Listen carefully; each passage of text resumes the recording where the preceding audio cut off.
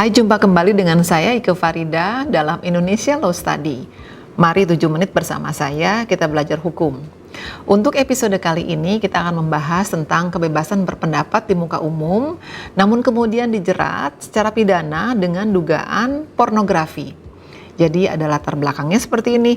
Ada artis, selebgram yang kemudian protes karena adanya PPKM yang diperpanjang. Dirinya merasa jenuh, mungkin karena ada beberapa pekerjaan yang kemudian harus ditunda ataupun di-cancel, dibatalkan. Kemudian dirinya menggunakan bikini berpose di depan rumah di Jakarta. Kemudian foto tersebut disebarnya dan diupload dengan ada tulisan saya stres karena PPKM diperpanjang.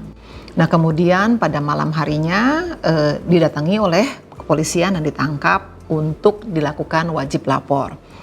Dasar hukum atas penangkapan tersebut adalah karena artis tadi diduga melanggar pasal 10 Undang-Undang Nomor 44 Tahun 2008 tentang pornografi. Ini sebetulnya ada sebagian orang yang bilang bahwa ini adalah berpendapat di muka umum. Ada sebagian lagi yang mengatakan bahwa oh tidak, itu bagian dari pornografi. Nah, definisi dari pornografi itu sendiri apa? Definisi dari pornografi itu adalah gambar, sketsa, animasi, foto, tulisan, suara, bunyi, gerak tubuh gitu ya, kartun, percakapan dan sebagainya dalam berbagai bentuk yang kemudian ada media komunikasi dan atau ada pertunjukan di muka umum yang memuat kecabulan, ada eksploitasi sensual yang melanggar norma kesusilaan di dalam masyarakat. Ya, itu adalah definisi. Adapun sanksi yang bisa dikenakan terhadap mereka yang melakukan pornografi itu adalah sanksi penjara itu maksimum sampai 10 tahun dan denda itu maksimum adalah sampai 5 miliar.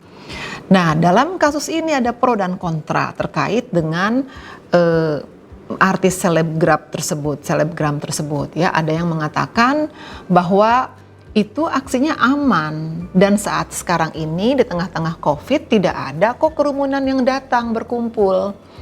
Dan ada lagi yang mengatakan bahwa itu kan bagian dari ekspresi kekesalan seseorang. Namun ada sebagian lagi yang mengatakan bahwa oh itu bertentangan dengan norma di masyarakat, bertentangan dengan agama, bertentangan dengan budaya. Ya, misalnya dikatakan bahwa saya hanya ingin memberikan pendapat di muka umum bahwa ketika saya kesal boleh dong, dan itu kan dilindungi oleh Undang-Undang Dasar Negara kita di pasal 28. Nah, namun di pasal 28 sendiri dikatakan bahwa iya kita boleh berpendapat di muka umum tapi dengan tetap harus tunduk kepada norma, kepada peraturan yang lain. Karena bagaimanapun juga Undang-Undang Dasar 45 di pasal 28 juga tetap harus patuh terhadap norma. Nah, terhadap pasal-pasal yang disangkakan kepada yang bersangkutan adalah karena di dalam putusan MK misalnya, putusan MK juga mengatakan bahwa ya seharusnya disimpulkan bahwa seharusnya tidak boleh dilakukan seperti itu. Itu bukan area untuk Anda berpakaian bikini. Mungkin beda cerita ketika Anda memakai bikini sedang di laut, misalnya sedang berenang dan Anda ingin mengabadikan dan mungkin ingin mengupload, itu mungkin berbeda ceritanya. Yang lain adalah ada juga silang pendapat dari The Institute for Criminal Justice Reform yang mengatakan bahwa kasus ini terlalu dikriminalisasi.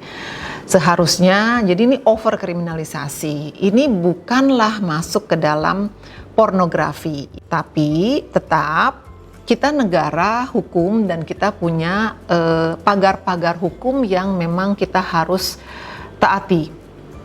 Kalau sampai itu dilakukan di misalnya di daerah seperti Aceh, mungkin ada hukuman adat yang akan diberlakukan kepada yang bersangkutan. Kalau itu mungkin dilakukan di Bali, mungkin masyarakat di Bali tidak akan berkeberatan. Tapi karena itu mungkin dilakukan di Jakarta, masyarakat Jakarta lebih berkeberatan, ya, misalnya seperti itu. Nah, kalau seandainya negara lain, itu misalnya seperti di Amerika, kasus-kasus yang tidak merupakan sebuah kejahatan, tidak masuk ke kategori kejahatan, itu biasanya dihukum misalnya untuk bakti sosial, untuk melakukan kegiatan-kegiatan yang sifatnya sosial, membantu di yayasan apa, di panti werda misalnya, di panti asuhan gitu, seperti itu. Dan saya rasa sudah saatnya mungkin pemerintah Indonesia juga memikirkan bahwa untuk kasus-kasus tertentu, apalagi pelaku adalah masih muda, masih belia dan tidak ada niatan buruk, nah itu bisa diberikan sanksi-sanksi yang sifatnya lebih mendidik dibanding dimasukkan ke dalam penjara. Nah, kita juga punya kewajiban untuk menjaga dan melindungi generasi kita, sehingga si generasi kita itu ketika dihukum dia akan lebih sadar, bukan menjadi balas dendam. Nah, ada beberapa tips dari saya, khususnya bagi mereka, bagi adik-adik yang ingin mengupload di sosial media. Nomor satu, kita harus hati-hati konten yang akan kita upload. Karena tadi definisi dari pornografi itu cukup luas dan sanksinya cukup berat. Itu yang pertama. Yang kedua adalah selain itu, jangan terlalu hal-hal yang sifatnya pribadi dimasukkan ke dalam sosial media. Karena ketika kita masukkan ke dalam sosial media itu menjadi milik umum. Padahal ada beberapa hal yang seharusnya tidak boleh menjadi milik umum.